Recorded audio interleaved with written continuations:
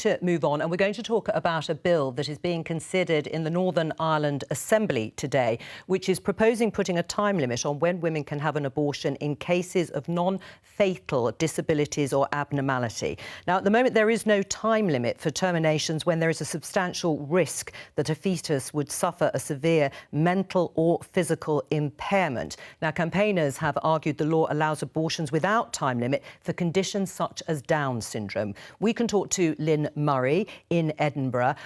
Lynn, what are you supporting and why are you supporting this? So, we're supporting Paul Givan's bill in the Northern Ireland Assembly, which seeks to remove the clause relating to disability in the abortion law. And we welcome this because in other parts of Great Britain, after a baby is found to have Down syndrome, 90% of the pregnancies are terminated. And we are seeking to, reform this statistic to improve things, the experience of women who are pregnant and found to have a baby with Down syndrome. Right. So we hope. Sorry. No, go ahead. I was just going to say that, the fact this issue is being discussed is really welcome. And we do hope that the bill succeeds and that the link between abortion and disability is severed. Right. Now, why did you get involved in this campaign? You have your own personal experience. Yes, I have my own personal experience. 21 years ago, I gave birth to a daughter who has Down syndrome, Rachel. And actually, my experience when I was given the news was actually pretty good, as I realised retrospectively. But since then, and right up until this year, I hear stories, challenging stories of women when they have a positive result or even after birth, where people are conveying sadness, difficulty, something that actually is completely different to what life is like with Down syndrome, and it tends to be a revelation rather than a tragedy. So I think we need to try and, as I say, move the links right at the very top, and hopefully that will feed right down to society to say that we are going to be more welcoming of people with Down syndrome in the future. OK, let's get a response from the panel, Lynn, if you can stay with us. Simon, what do you think of this proposed change to the law in Northern Ireland? Well, it's a really complex and very sensitive issue. My great-uncle John had Down syndrome and he lived a wonderful, full life until 68 years old. So I do feel, a very personal connection here. I think this goes to the point. It is a very personal issue for families faced with this news. Primarily, this must be for the people of Northern Ireland to determine in their own part of the United Kingdom. I can, of course, see why people care so deeply about this.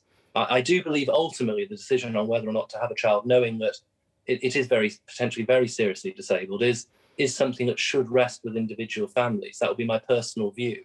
But clearly, I know better than many, perhaps, just how wonderful and loving and fulfilling a life people with Down syndrome can often lead. And in that sense, I'm obviously very, very much on board with the reasons why people have tried to bring this legislation onto the statute book. I can understand that very much, while still, as I say, believing it's ultimately a matter for individual families to determine based on their own circumstances. Tamandra, where do you stand on this in terms of the campaign by Lynn and others?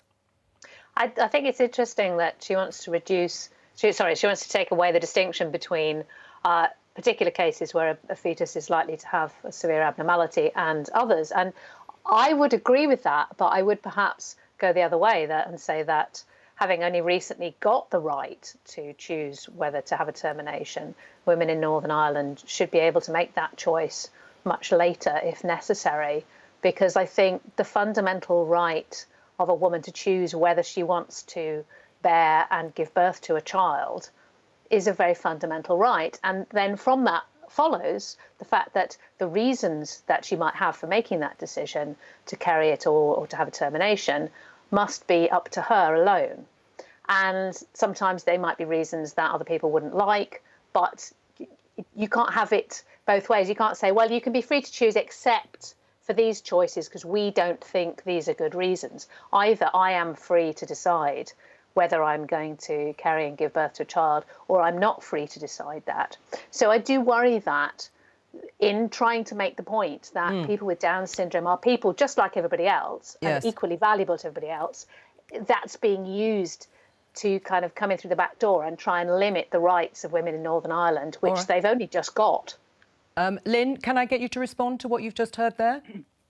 Yes. Can I just say, obviously, Down syndrome can be found in every corner of the world, in every social group, and the people we represent have a wide range of views on things like abortion. We don't see this as an abortion issue. It is a disability issue. And what we're trying to say is that a life with Down syndrome is not a bad life.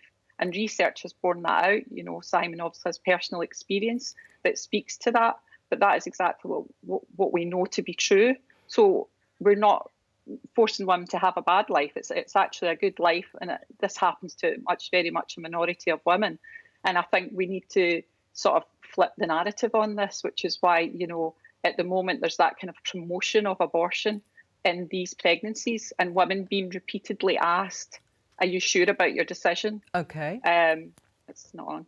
Lynn, thank you very much for joining us. Just very briefly, Angela, we haven't got very long. Your response? Well, I think, as we've heard, it's only in the last year that Northern Ireland women have had the same rights as women in the rest of the UK. And if we look at the figures, 22 women had abortions in Northern Ireland last year. So it has been much more difficult. And I think women should have the opportunity to have the same rights in Northern Ireland as they have in the rest of the United Kingdom. It is difficult. It's got to be a family decision. But unless the law is there, and let's not forget the reason the law was changed in Northern Ireland was because Amnesty International and international organisations said the laws they had were against the law. It had to change. That's all we've got time for. Thank you to all of my guests for today, and I'll be back at 12:15 tomorrow. Bye-bye.